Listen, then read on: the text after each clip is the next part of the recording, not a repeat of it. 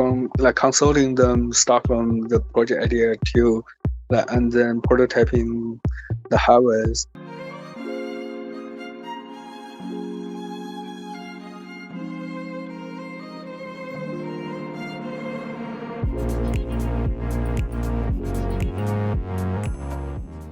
You must have seen a lot of people bring the project into TroubleMaker, right?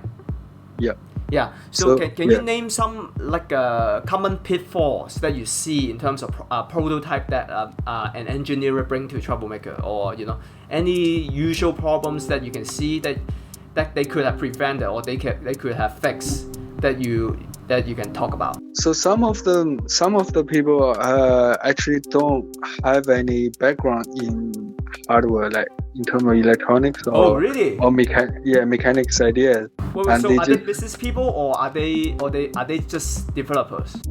I think they just have the idea and just want to realize the idea. So they are looking for experienced engineers helping them to produce their prototypes. So they're actually trying to learn engineering by doing.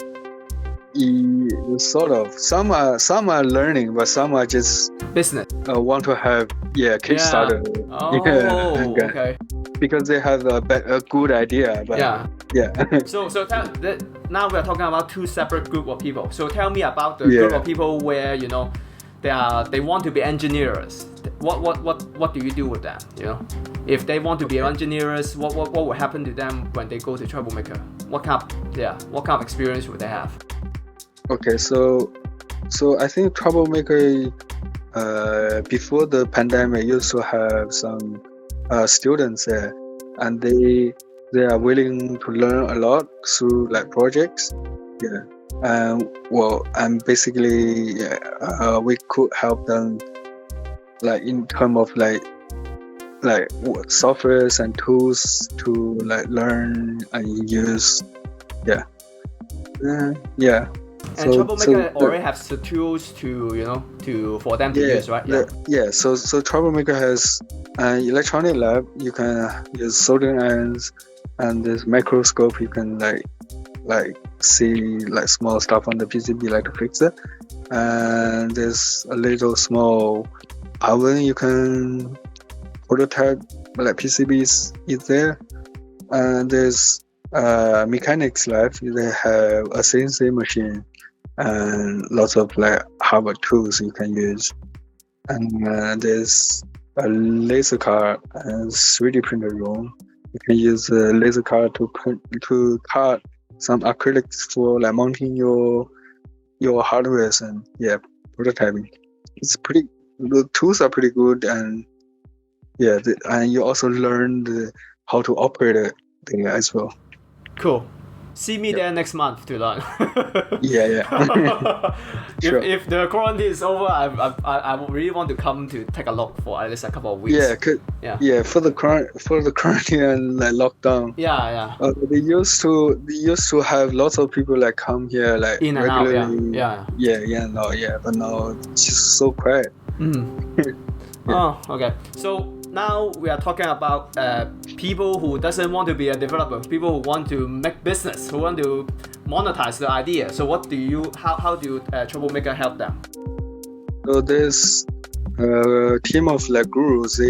So basically they start like from like consulting them, start from the project idea to and then prototyping the hardwares, and then so in other words, they have to pay and hire engineers from TroubleMaker to help them. In like project basis, So they, some people I think just pay for the project. So some people just give their shares like in like Kickstarter campaign or something.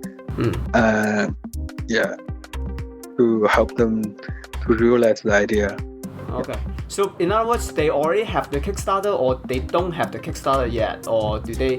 Some has Kickstarter, some already had the Kickstarter campaign done, and then now they need to find the build the manufacturing. hardware. Yeah. Yeah. But the thing is, And some don't are they need just the like, prototype before they have the Kickstarter campaign done, or no? Or they only have the idea or the design or something? I think some just have ideas and designs, and some have prototypes, but the prototype just bare minimum things like, well, it's just for their marketing, but it's not a product. Yeah. Oh, wow. Yeah. So, wow.